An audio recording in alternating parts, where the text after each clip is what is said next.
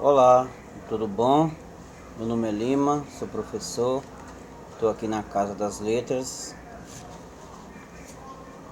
Hoje é 13, de julho de 2021, são 10 horas e 15 minutos. Muito bem, a Casa das Letras fica aqui na cidade de Floriano, no estado do Piauí, né? Brasil. Muito bem, gente. Nós estamos dando continuidade aqui a um trabalho de formação de leitores para os alunos e professores de língua portuguesa da Escola Pública de Floriano.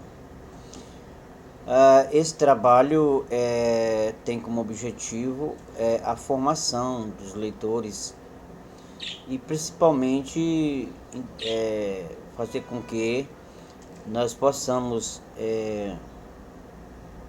realmente começar a entender que só existe uma condição de podermos melhorar a vida dos nossos educandos da Escola Pública de Floriano, que é com a leitura não só de livros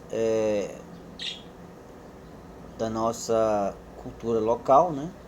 Que é muito importante valorizar os nossos escritores locais, né? Apesar de que a gente tem poucos escritores que escrevem literatura infanto-juvenil aqui, eu venho desenvolvendo um trabalho de escrever mais literatura para crianças e adolescentes, que não é fácil, né? Que a princípio eu comecei escrevendo literatura, no caso poesia, é mais para adultos, né? Mas assim, eu acho que nós aqui de Floriano, depois que eu me encontrei com um companheiro aí de militância literária, José Paraguaçu, e o Francisco Gomes, eu juntamente com esses dois companheiros aí de atividade literária, eu venho discutindo muito essa questão não só da formação do leitor, mas também da formação do escritor. Eu acho que nossos escritores eles têm que ter uma formação, entendeu?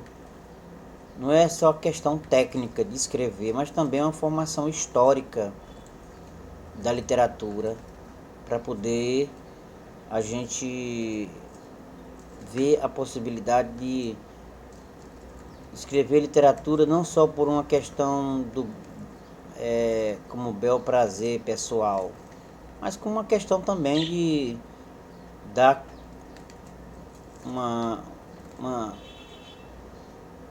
condições de a gente fazer um projeto literário para a formação dos leitores da escola pública aqui de Floriano. Eu estou falando literatura voltada para as crianças, adolescentes, jovens, né, adultos, que a gente ainda não tem ainda assim um profissionalismo com a literatura mais focada na formação desses leitores, não só da escola, mas também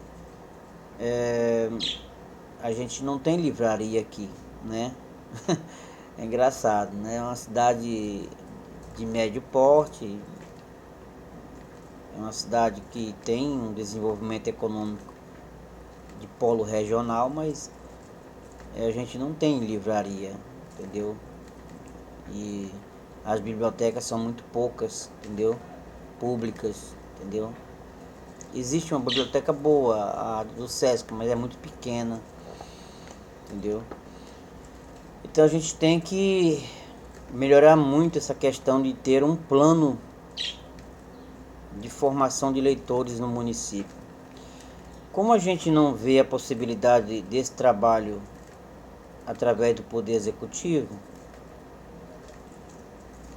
tanto na Secretaria de Educação como na Secretaria de Cultura, bom, eu acredito que eu venho fazendo o possível e o impossível para poder colocar em prática essa atividade de formar leitores aqui em Floriano, porque eu acho que esse é um trabalho dignificante, porque a gente entende que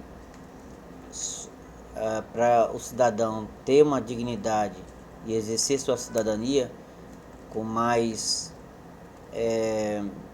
consciência crítica, é necessário ler, né? Eu digo isso porque eu comecei a ler jovem, entendeu? Até mesmo digo adolescente, né? Eu tenho uma historinha que eu tenho um padrinho, né? Católico. Ele, em vez de me dar presentes, brinquedos, ele me dava livros, né? Na minha adolescência. Isso, acredito eu, que me fez ser um professor hoje de língua portuguesa. Escritor ainda não, eu não acredito que eu ainda não posso me falar como escritor, né? Porque minha publicação ele é mínima, né? Só publiquei um livro, um fanzine, né? De literatura. Agora que eu estou entrando agora na prosa, né? Estou escrevendo um conto de literatura indígena. E gosto de escrever muitas crônicas. Crônicas eu acho legal, mais fácil. Então é essa coisa, eu acho que a gente tem que passar de uma fase amador, aqui dentro da literatura de Floriano, para uma fase profissional. Mas falta investimento, né?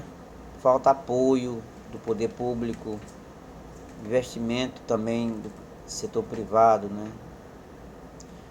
E falta mais assim coragem dos escritores assim de poder acreditar que a sua literatura pode ter um benefício muito grande, não só social, cultural e educacional, né? Eu acho que a gente tem que continuar escrevendo.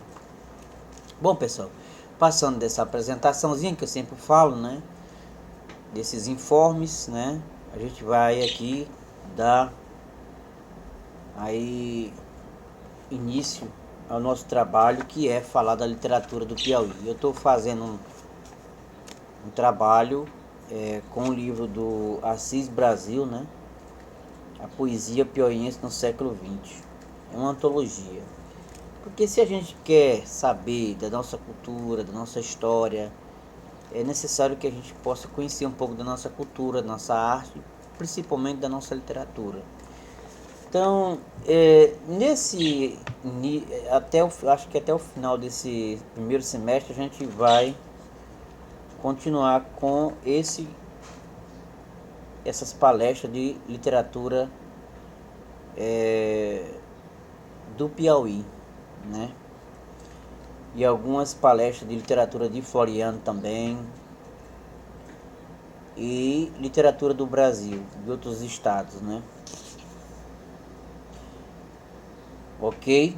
Bom, aqui a gente trabalha focando mais um trabalho mais assim de poder você ter esse acesso de um trabalho honesto, digno, aqui na nossa Casa das Letras, que é uma organização que tem como objetivo promover cultura, arte e leitura para as pessoas da classe trabalhadora, principalmente os jovens, adolescentes, né? Crianças, adolescentes, jovens, adultos que não têm acesso à leitura ou a comprar livros de literatura, né?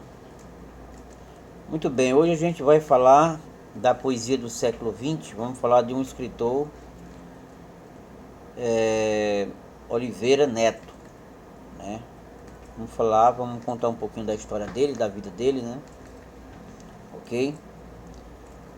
A curiosidade estética em relação a Oliveira Neto é que, tendo nascido no começo do século e passado a juventude entre o fogo cruzado da corrente nova, o modernismo, só vai se estrear na década de 50, né?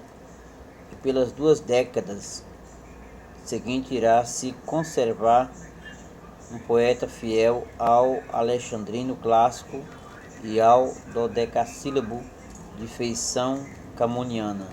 Embora um poeta tardio em relação aos movimentos pré-modernistas, Oliveira Neto marca sua passagem pela literatura piauiense e brasileira pela justeza do seu metro e inspiração elevada. Carlos Ferreira de Oliveira Neto nasceu no município de São Raimundo Nonato, na fazenda Casa Nova, no dia 18 de fevereiro de 1907. Primeiros estudos em casa e o ginasial no Liceu Piauiense, em Teresina, onde por concurso vai se tornar funcionário público da fazenda, aposentando-se no cargo de fiscal de tributos federais. Um dos fundadores da Faculdade de Direito do Piauí, aí se forma e como advogado atuará no Piauí, Maranhão e Ceará. Seus livros de poesia, a partir de Ícaro, de 1951, vão saindo regularmente com maior frequência nas décadas de 70 e 80, na maioria edições de cunho particular que distribuía aos amigos e conhecidos daqui e de fora. Segundo o depoimento de Ardi Filho, que organizou coletânea exemplar dos poemas de Oliveira Neto em 1993, todos os seus livros estão representados, incluindo as trovas de lavor sensível e inventividade. Últimas áreas, em 1971, Miscelânea Poética, 1980, Fonte de Granito, 1982 e Premonitório Despedida, de 1983, mostram um Oliveira Neto sempre fiel ao soneto e às trovas, fazendo por vezes concessão ao díptico clássico e à redondilha maior. Oliveira Neto morreu em Teresina no dia 26 de novembro de 1983. Na ocasião do sepultamento, Ardi Filho fez livro necrológio, salientando as grandes qualidades e mínimos defeitos, fecha aspas, do poeta, de vida exemplar e de maneira especialíssima de ser. E finaliza: Oliveira Neto, um príncipe da poesia, membro fundador da Associação Piauiense de Imprensa, pertenceu à Academia Parnaibana de Letras. Essa é a história do Oliveira Neto, né? Eu escolhi um poema aqui interessante, muito interessante, né? Vamos fazer aqui um pequeno comentário. Não vamos se aprofundar na análise literária com técnicas, porque aqui nós estamos, o perfil do nosso público-alvo é um leitor que ainda está iniciando a sua formação dentro da literatura, quer dizer, está dando os primeiros passos. Então a gente aqui vai só fazer um pequeno comentário do poema no sentido mais discursivo, né? Dentro do discurso do poema, que é uma coisa que eu gosto, né? Eu uso muito a questão da recepção estética, que é uma teoria da relação do leitor com o texto literário. Trovas é o nome do poema de Oliveira Neto, né? Sou poeta e fui vaqueiro, qualidades bem diversas, no cavalo fui ligeiro, atrás das reses dispersas, tenho saudade das matas, dos verdejantes baixões, do feitiço das mulatas, nos pagodes dos sertões. Adorei as noites belas neste mundão do meu Deus, conversando com as estrelas, luzindo no azul dos céus. Curtinha esta minha vista, andando estou de bengala, mesmo que a velhice insista, só falta de amor me abala. Oliveira Neto. Olha, gente, falar sobre poesia, falar sobre poemas, é falar sobre, como eu sempre digo aqui, é falar sobre a vida, né? Falar sobre coisas que nós realmente passamos durante o processo de vida e convivência com os outros. Por isso que os poetas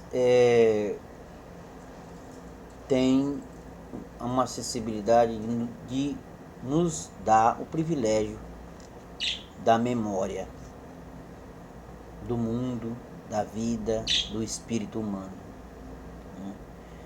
Nesse poema Trovas, na primeira estrofe ele fala: sou poeta e fui vaqueiro, qualidades bem diversas. No cavalo fui ligeiro, atrás das réis dispersas. Bom, é interessante porque ele vai fazer uma relação com o vaqueiro, né? Que é uma cultura típica, um ser típico, né? Da nossa cultura popular piauiense, o vaqueiro. E quando ele fala aqui vaqueiro, eu acredito que ele se coloca diante daquilo que nós às vezes esquecemos, que é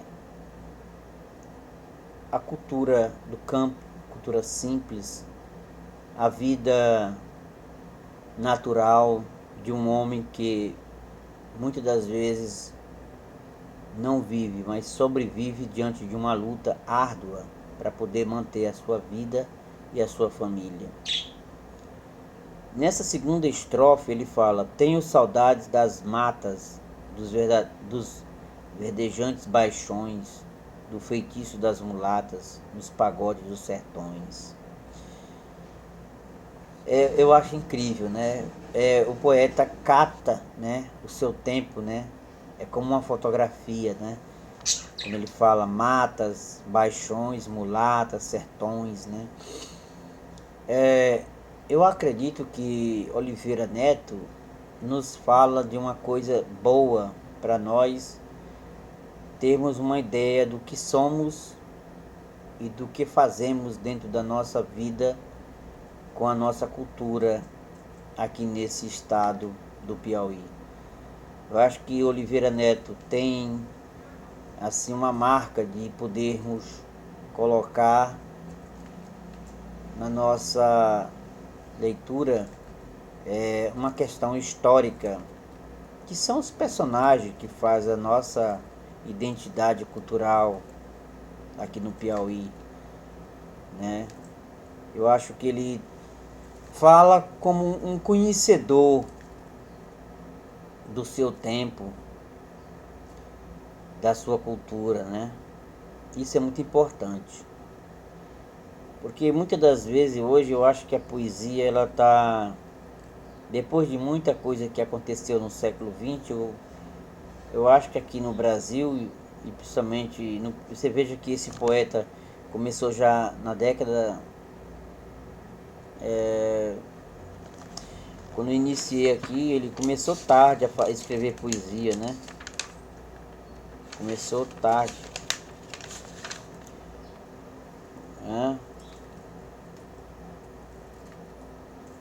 Em 51.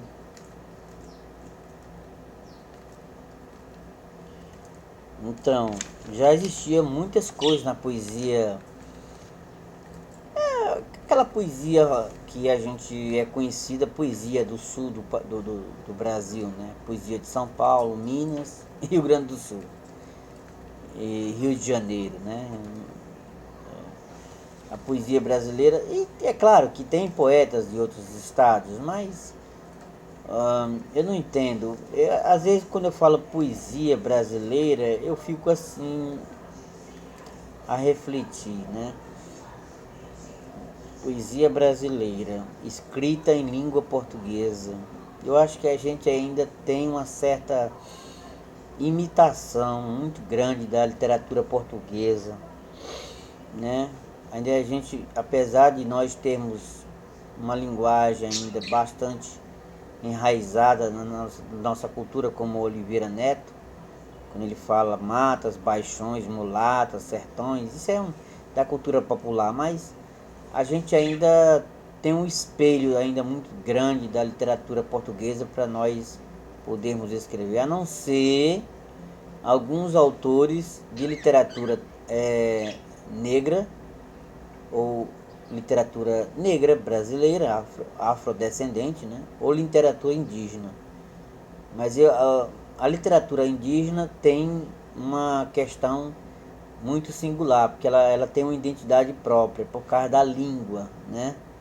Eles escrevem de acordo com a língua própria deles, né? Muitos, eu conheço Daniel Munduruku e vários outros escritores, né, que a sua perspectiva dentro da linguagem de escrever literatura é muito com outra visão de mundo, né?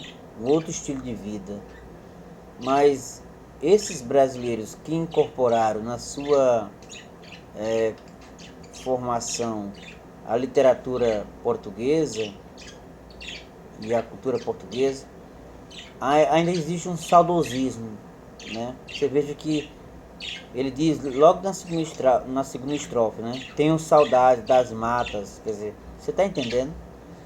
Esse saudosismo parece que é uma coisa, é um tipo um karma poético dentro desses poetas, né? Bom, na terceira estrofe ele fala: adorei as noites belas neste mundão de meu Deus, conversando com as estrelas, luzindo no azul dos céus. Mais um pouco de saudosismo, né? Um pouco de da memória do poeta, né? Ao falar um pouco da sua vida, da sua condição de poder viver e existir dentro de um mundo que ele apercebe, para poder expressar seus sentimentos, de como ele sente vivendo dentro dessa realidade, né, social. Quando ele diz: adorei as noites belas deste mundão de meu Deus, né? É engraçado. Já da última estrofe ele fala: curtinha esta minha vista, andando estou de bengala, mesmo que a velhice insista, só falta de amor me abala. A finitude da vida, né? A velhice chega, né?